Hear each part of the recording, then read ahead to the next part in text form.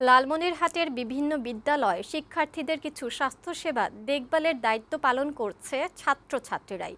তাদের তত্ত্বাবধান করছেন একজন শিক্ষক। বিদ্যালয়গুলোতে একদল ক্ষুদে শিক্ষার্থী অন্য সবার ওজন মাপা, উচ্চতা মাপা এবং ভিটামিন সহ বিভিন্ন ওষুধ খাওয়ানোর দায়িত্ব পালন করছে।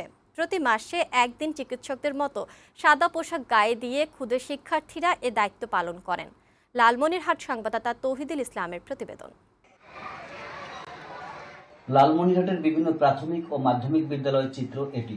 ডাক্তারদের মতো সাদা অ্যাপ্রন গায়ে ব্যস্ত থাকা এসব শিক্ষার্থীদের বয়স 9 থেকে 16-র মধ্যে। কেউ কেউ সহপাঠীদের উচ্চতা মাপছে, কেউ আবার মাপছে ওজন, কেউ খাওয়াচ্ছে ভিটামিন ক্যাপসুল ও কৃমিনাশক ওষুধ।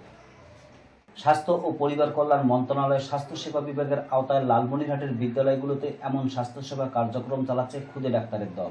একজন শিক্ষকের তত্ত্বাবধানে ক্ষুদে শিক্ষার্থীরা এ কাজ করে।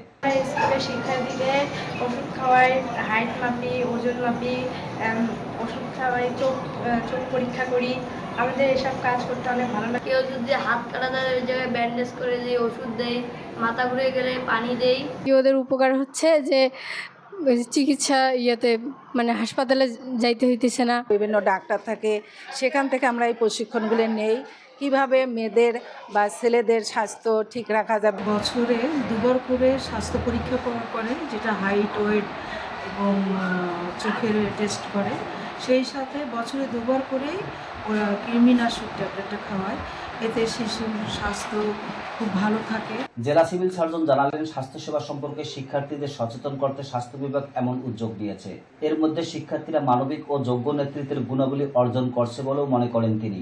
শিক্ষার্থীদের মাঝে একটা লিডারশিপ তাদের মাঝে গঠিত হয়, তারা যেন সুন্দরভাবে কাজ করতে পারে এবং আমাদের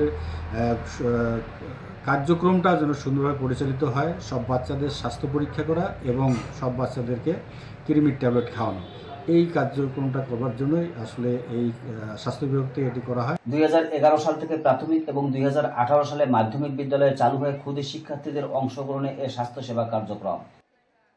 তৌহিদুল ইসলাম, বৈশাখী সংবাদ, লালমনিরহাট।